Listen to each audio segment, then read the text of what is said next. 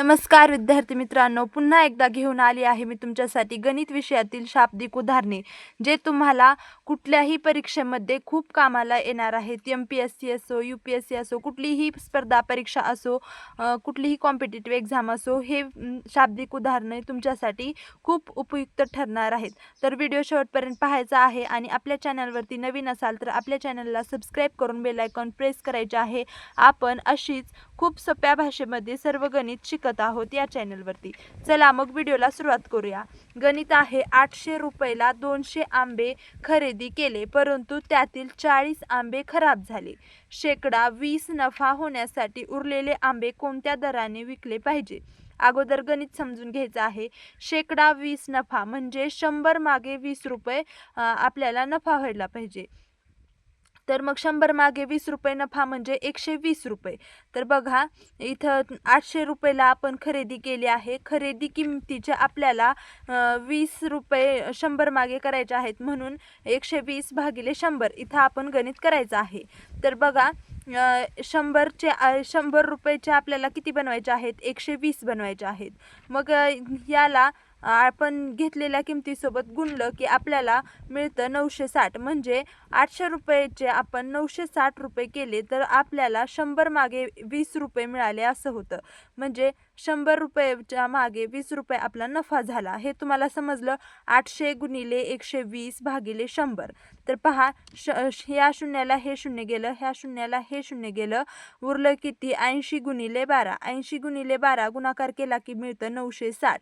तर गुणाकार, भागाकार, बेरीज, वजाबाकी, वर्ग, वर्गमूळ असे सर्व बेसिक गणित जे आहे ते आपण एकदम सोप्या भाषेमध्ये आपल्या चॅनलवरती शिकलो आहोत. ते सर्व व्हिडिओ आपल्या चॅनलवरती अवेलेबल आहेत. तुम्ही जर पाहिले नसतील तर नक्की पहा.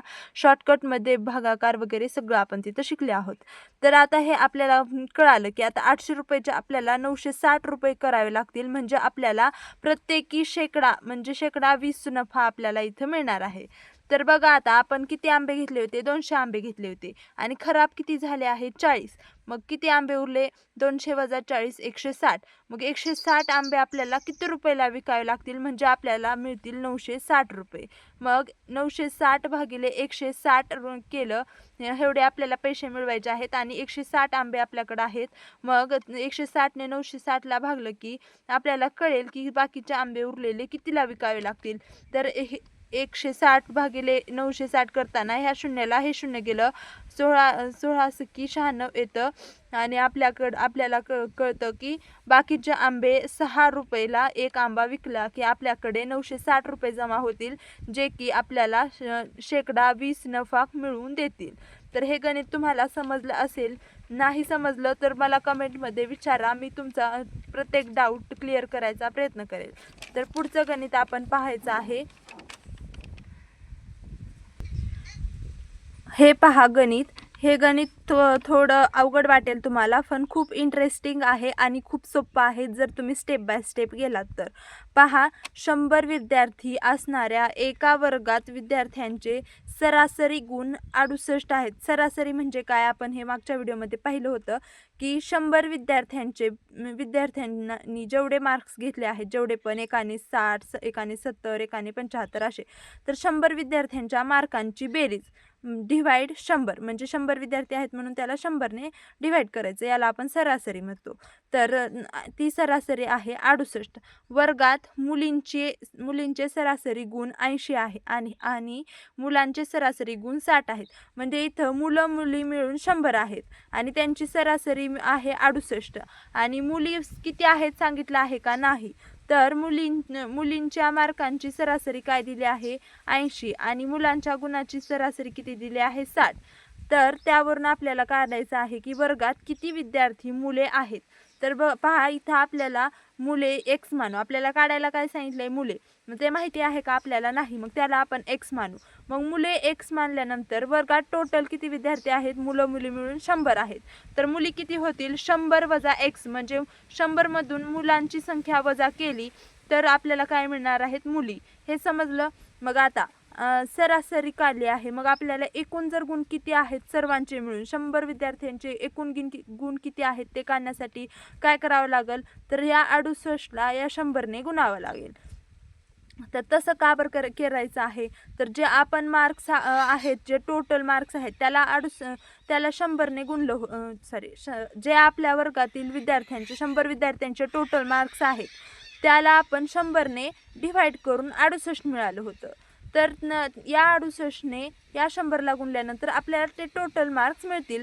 आपण रिव्हर्स केल्यानंतर आपल्याला हे जे आहे ते मिळालं आहे टोटल मार्क्स. तर ते टोटल मार्क्स कोणाकोणाचे आहेत, मुलींचे. तर मुलींची सरासरी किती आहे, 80 आहे. तर मुलींना आपण काय गणित तयार केलं आहे, 100 वजा x अधिक x गुणिले 60. तर मुलांची सरासरी गुण किती आहेत, 60. तर आता टोटल मार्क्स किती आहेत, 6800. तर आता हे आपण जो कंस आहे तो सोडवायचा आहे. 100 गुणिले 80 केल्यानंतर मिळतं 8000 आणि हे वजाचं चिन्ह जसेच तसं आणि 80x गुणिले 80 80x येतं. तसंच आता इथं x गुणिले 60 केलं की आपल्याला मिळतं 60x. तर पहा इथं पुढं सोडवायचं आहे. हे x बरोबर जे चल आहे, तर आता आपल्याला हे सोडवायला आपण शिकलो आहोत. तर 8000ला 8000 राहतं, तर इथं वजाचं चिन्ह आहे, इथं अधिकचं चिन्ह आहे, तर काय होते, वजाबाकी होते. 80मधून 60 गेले, 20 राहिलं, 20x राहिलं. तर आता हे जे 8000 आहे ते बरोबरच्या दुसऱ्या साईडला गेल्यानंतर इथं वजाबाकी होते, कारण इथं चिन्ह याचं धन आहे. तर बरोबरच्या दुसऱ्या साईडला गेल्यानंतर ऋण होतं. 6800 वजा 8000. तर पहा वजा इकडं 8000 जे आहे ते इकडं घेतलं तर इथं आपलं ऋणमध्ये येणार आहे. तर आपल्याला एक नियम आहे की आपण धनमध्ये संख्या होता होईल तेवढ्या आपण ठेवण्याचा प्रयत्न करतो. मग हे 20x जे आहे ते वजामध्ये आहे, ते इकडं घेऊन गेल्यानंतर अधिकमध्ये होईल आणि हे 6800 इकडं घेऊन आल्यानंतर हे वजामध्ये होईल आणि मोठ्या संख्येचं चिन्ह हे धनमध्ये राहील. मग 8000मधून 6800 गेल्यानंतर किती राहतं, तर 6 7 8, तर 1200. पहा 1200 राहतं आणि हे 20x इकडं आल्यानंतर अधिकमध्ये होतं आणि ह्या 1200ला 20ने भागलं की आपले xची किंमत निघते 60. तर आपल्याला x म्हणजे काय मानलं होतं आपण, मुले. तर मुले किती आले, 60. तर पहा अशा प्रकारे आपण हे गणित सोडवलेलं आहे. यामध्ये काही डाऊट असेल तर मला कमेंटमध्ये नक्की विचारा आणि हा व्हिडिओ आवडला असेल तर या व्हिडिओला लाईक शेअर सबस्क्राईब नक्की करा. भेटूया अशाच व्हिडिओमध्ये. धन्यवाद.